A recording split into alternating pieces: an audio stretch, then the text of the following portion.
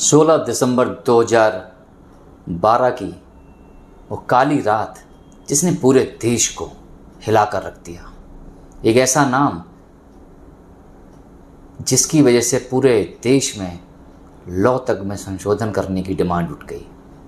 एक ऐसी लड़की जिसके साथ इतनी बर्बरता की हद पार की गई कि उसका नाम तो आज तक कोई नहीं जानता, लेकिन पूरा देश उसे निर्भया के नाम से जानता है।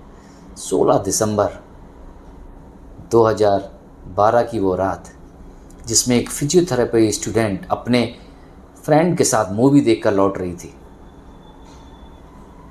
और रात में उसने एक प्राइवेट बस ली जिसमें 6 लोगों ने उस लड़की के साथ ना सिर्फ ब्रूटल गैंगरेप किया बल्कि उसको चलती बस से उठाकर फेंक दिया गया।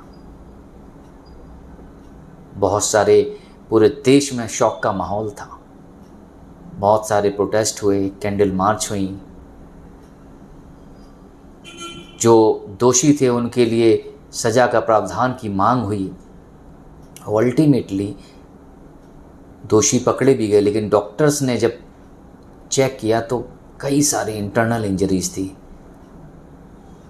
क्योंकि इससे ये पता चलता कि लोगों की मानसिकता किस हद तक गिर चुकी है कि जिसमें वो सिर्फ रेप नहीं करते, अपने एडवेंचर के लिए वो पहले गैंग रेप करते हैं, फिर उस लड़की के साथ इतनी भयावह तरीके से उसको प्रताड़नाएं दी जाती हैं कि जिसको सुन के ही लोगों की रूह कांप जाए।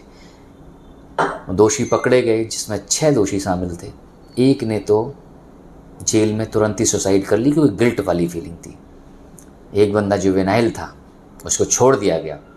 सोचो, जो बंदा जुवेनाइल था उसको छोड़ दिया गया, तो अगर कम एज में उसके अंदर इतनी बदतमीजी, इतनी घृणा भरी हुई है कि ऐसे क्राइम को अंजाम दे सकता है, तो बड़े होने के बाद वो क्या ही करने वाला होगा, भगवान को ही पता होगा। और बाकी 4 जो कैदी थे उनको 20 मार्च 2020 में फांसी दे दी गई। लोगों को लगा रूल्स बन गए, फांसी की सज़ा मिली, अब तो शायद इंडिया में कुछ स्ट्रिक्ट एक्शन लिए जाएंगे, बट हकीकत इसके जस्ट अपोजिट निकली। एक रिपोर्ट के अनुसार 2021 में अप्रॉक्स 37,000 रेप केस रजिस्टर्ड हुए, लगभग 86 केस पर डे। और एक्सपर्ट की माने तो बहुत से केस तो रजिस्टर्ड ही नहीं होते, कभी सामाजिक दबाव की वजह से, कभी फैमिली प्रेशर की वजह से, कभी विक्टिम ब्लेमिंग की वजह से। क्योंकि कई बार अक्सर ये देखा गया है कि जिसके साथ ये घटनाएं होती हैं ना, हम लोग उसी को ब्लेम करना शुरू कर देते। कभी ये बोल देते कि इसी ने सिग्नल दिया होगा तभी इसके साथ ऐसा हुआ। उसे अपनी जॉब कॉम्प्रोमाइज़ करनी पड़ती है, वो समाज में नज़रें मिलाकर नहीं चल सकती।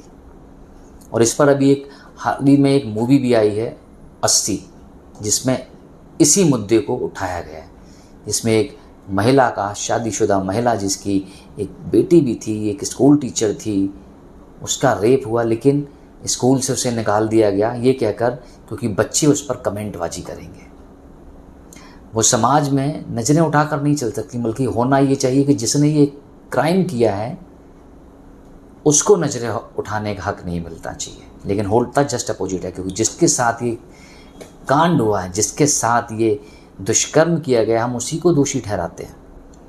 हम उन लड़कियों का जीना दुश्वार कर देते हैं। सबसे पहले वो अपने परिवार की नज़रों में गिर जाती हैं, फिर समाज की नज़रों में। और समाज तो कई बार, हमारा समाज इतना महान है कि एक तरफ तो हम कन्या को देवी का रूप मानते हैं, एक तरफ हम माता की इतनी पूजा करते हैं, शक्ति का रूप मानते हैं, और दूसरी तरफ हम अगर किसी के साथ ज़्यादा दुष्कर्म हो जाए तो हम उसी को कुलटा, कुलक्षणी, चरित्रहीन कहने से पीछे नहीं हटते। हमारा देश बहुत आगे बढ़ रहा है, लेकिन विमेन सेफ्टी को लेके कि आज भी माहौल ऐसा है कि लोग, लड़कियां बिना डरे रात को अपने घर से बाहर निकल सकें? Answer is no. और शॉकिंग बात पता क्या है कि जो शहर इस देश की राजधानी है, सबसे ज़्यादा विमेन्स इनसिक्योरिटी पर सवाल उसी देश को लेकर उठाए जाते हैं। इंडिया के अंदर दिल्ली को सबसे ज़्यादा असुरक्षित बोला जाता है विमेन सेफ्टी के लिए। सरकार किसी की भी रही हो, लेकिन हम विमेन को सेफ्टी नहीं दिला पाए। हम उन्हें इतनी आज़ादी नहीं दिला पाए कि वो अपनी मर्जी से किसी भी टाइम घर से निकल सकें और उन्हें सेफ फील हो सके। पता है क्यों? क्योंकि जब किसी दूसरे की बहन बेटी के साथ ये दुष्कर्म हो रहा होता है ना, तो तीसरा बंदा खड़े होके मज़े ले रहा होता है।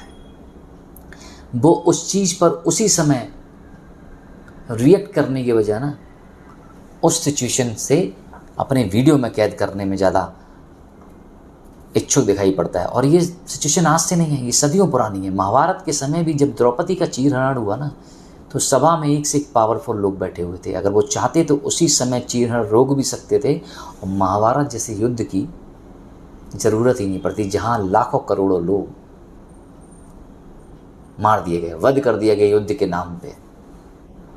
क्योंकि जब एक लड़की के साथ वहाँ गलत हो रहा था, चीर हरण हो रहा था, सबके सामने कपड़े उतारे जा रहे थे, जहाँ दुर्योधन उस लड़की को अपनी जंगा पर बैठने का न्योता देता है, जहाँ पर कर्ण उस लड़की को वैश्या कहकर बुलाता है, जो कि कुलवधू थी, कौरवों की कुलवधू, उसके बारे में वैसे शब्द बोले जाते हैं, तब भी जो पावरफुल लोग बैठे होते हैं वो सर झुकाए बैठे होते हैं, क्योंकि वो उनकी बेटी नहीं थी ना यार। जब खुद की बेटियों के साथ ऐसा कुछ होता है तब लोगों को लगता है कि गलत हुआ। और जो महाभारत में दिखाया गया वो आज भी रियलिटी है। सबसे ज़्यादा लोग कहते हैं कि यार रेप केस बाहर वाले ने किया, नहीं, 89% जो रेप केसेस या हैरेसमेंट होता है या जो लड़कियों का एक्सप्लॉयटेशन होता है वो उनके नोन करते हैं। कभी कजन, कभी हस्बैंड के फैमिली वाले, कभी रिलेटिव्स, कभी स्कूल टीचर, कभी ट्यूशन टीचर, कभी आपका बॉस, कोई आपको मूवी में एक बड़ा रोल दिखाने के बहाने एक्सप्लॉइट कर लेता है, तो कभी कोई आपको प्रमोशन के बहाने एक्सप्लॉइट कर देता है। अल्टीमेटली जो रेप केसेस होते हैं सबसे ज़्यादा वो लोग करते हैं जो आपके नोन होते हैं, क्योंकि उन्हीं पे सामने वाले बंदे को इतना भरोसा होता है कि चलो जी ठीक है, क्या ही। कितने केसेस इंडिया के अंदर ऐसे देखने को मिलते हैं कि जहाँ पे एक 60 साल का बुढ़ा 6 साल की लड़की के साथ बदतमीजी करता हुआ दिखाई पड़ता है। बसों ट्रेनों में तो आम बात है कि लोग जब लड़कियां खड़ी होती हैं, अगर बस में और भीड़ ज़्यादा हो, तो पीछे से कोई आदमी उसको एक्सप्लॉइट करने का मौका नहीं छोड़ता। वो कोशिश करता किस तरीके से कि उसका प्राइवेट पार्ट उस लड़की के टच होता रहे, और इस पर बोलने वाला कोई नहीं है। पता है क्यों?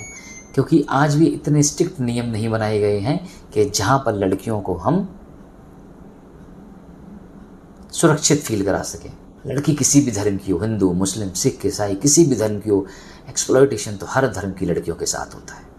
हर धर्म की लड़कियों के साथ रेप केस होते हैं। कुछ लोग कहते हैं कि छोटे कपड़े पहनने से रेप केस होते हैं, तो जो लड़कियां बुर्के में होती हैं, जो औरतें 70 साल की होती, साड़ी पहनी होती, जो बच्चे 6-6, 5-5 साल के बच्चे होते हैं, आज के टाइम में तो लड़कों तक के साथ में ये बदतमीजियाँ होना शुरू हो गई, जो छोटे छोटे बच्चे होते हैं। तो छोटे कपड़ों का रेप केस से कोई लेना देना है सिर्फ आपकी सड़ी हुई मानसिकता का, कि शायद आप लोग अभी भी इतने एजुकेटेड नहीं हुए हो कि किसी स्त्री का सम्मान कैसे करना चाहिए, वो आपने सीखा ही नहीं। और तो और जो लोग कुछ, जैसे द रियल फैक्ट्स करके एक पेज है, वो ज़्यादातर सीता माता के करैक्टर पे उंगली उठाता हुआ दिखाया जाता है, जो कहने को लगता है कि शायद वो लिखता है कि मैं किसी भी धर्म की भावनाओं को ठेस नहीं पहुंचाना चाहता, लेकिन वो अटैक सिर्फ हिंदू धर्म पे करता है, हिंदू धर्म में भी देवी देवताओं पर। अभी किसी ने एक अटैक किया हुआ था कि जब द्रौपदी का चीरहरण हो रहा था तो हाथ से साड़ी निकल रही थी, गारमेंट की फैक्ट्री लगा रखी, हाँ बड़ा खुश हो रहा था। तो प्रॉब्लम ये है कि सोचो मानसिकता कितनी ज़्यादा विकृत रूप ले चुकी है कि जहाँ पर औरतों के चरित्र पर उंगली उठाने में हमें शर्म महसूस नहीं होती। हम खुद को चरित्रवान बोलते हैं। अरे भैया, औरत चरित्रहीन तब होती है जब पुरुष चरित्रहीन होता है। जितने लोग गौतम बुद्ध को बहुत मानते हैं, तो भगवान बुद्ध के बारे में भी एक बार बता दूं कि एक गांव में वो ठहरे हुए थे, तो एक वैश्या ने उन्हें अपने यहाँ आमंत्रित किया और गौतम बुद्ध चले गए। तो उस गांव के पुरुषों ने कहा कि महात्मा भगवान, आप उस स्त्री के यहाँ क्यों चले गए, वो तो चरित्रहीन है और उसकी वजह से तो आपका भी नाम खराब हो जाएगा। गौतम बुद्ध ने आंसर ये दिया कि वो स्त्री इसलिए चरित्रहीन है क्योंकि इस गांव में पुरुष चरित्रहीन है, नहीं तो वो किसके साथ ये सब कर रही है उल्टे सीधे काम, तुम ही लोगों के साथ। पुरुष तो अपने आप को चरित्रवान बता देता है और स्त्रियां सबसे पहले चरित्रहीन की कैटेगरी में जाती हैं। आज के टाइम पे कभी कभी जब किसी लड़की का हस्बैंड एक्सपायर हो जाए ना, तो उस लड़की से भी बेनिफिट लेने के लिए बहुत सारे लोग आगे आ जाते हैं। उनका पर्पज उसको हेल्प करना, सपोर्ट करना नहीं होता, उसका पर्पज ये होता कि चलो इसका पति नहीं है, अब मैं इसके ऊपर अपना हाथ साफ कर सकता हूँ। और ना जाने कितनी विधवा स्त्रियाँ ऐसी हैं जो इस मजबूरी के तहत अपना शरीर उन्हें सौंपना पड़ जाता है और डर की वजह से बेचारी किसी से बोल भी नहीं पाती, क्योंकि उसी स्त्री के चरित्र पर उंगलियां उठा दी जाती है। तो क्या हम एक ऐसे देश का निर्माण कर रहे हैं कि जहाँ पर स्त्री को शक्ति का रूप भी बोला जाता है, कन्या को देवी का रूप भी बोला जाता है, और दूसरी तरफ हमारे देश की स्त्रियाँ, बच्चियाँ इतनी सुरक्षित ही नहीं हैं कि वो खुलेआम अपने शहर की गलियों में घूम सकें। ये सिर्फ हम लड़कियों को क्यों सिखाते हैं, लड़कियों पे बाउंडेशन क्यों होती कि इस वक्त घर से बाहर ना निकलो, ऐसे कपड़े मत पहनो, ऐसे मत हंसो। इवन जो लड़कियां तेज हंसती हैं, हम तो उनको कैरेक्टर पे भी कर देखा कितना तेज हंसती है। इवन लड़का तुम्हारा दारू पीता हो तो कोई दिक्कत नहीं, लेकिन अगर लड़की ने दारू पी लिया, अरे चरित्रहीन है, ये तो दारू पी के किसी भी लड़के के साथ सो सकती है। धर्म तो बहुत बाद में आता है, सबसे पहले हम इंसानियत का पाठ ही नहीं सिखा पाए अपने यहाँ के लड़कों को। पहले लोग रेप करते थे, अब गैंग रेप करते हैं, और गैंग रेप के साथ बाद उन्हें उस इंसान को मारने में एक अलग ही मज़ा आता है। बंगाल का वो केस जहाँ पे एक डॉक्टर की गैंग रेप और हत्या की गई थी, कुछ दिन कैंडल मार्च निकला तो शांत हो गए, क्योंकि जब तक हमारे देश में स्त्रियाँ सुरक्षित नहीं हैं, लड़कियाँ सुरक्षित नहीं हैं, तो आप कितना भी मेहनत कर लो, आपका देश किसी भी लेवल पर नहीं पहुँच सकता। और इसमें सिर्फ लड़कों की गलतियाँ नहीं है, लड़कियों की भी गलती है। बहुत सी लड़कियाँ अपने आप को प्रमोट करने के लिए अपनी बॉडी का सहारा लेती हैं, वो भी गलत है। और जब लड़का उन्हें प्रमोट नहीं करता, फिर वो उन पर झूठे केस भी लगाती है। तो प्रॉब्लम ये है कि एक ऐसा समाज हम बना रहे हैं कि जहाँ पे ट्रस्ट करना भी थोड़ा सा मुश्किल हो गया है।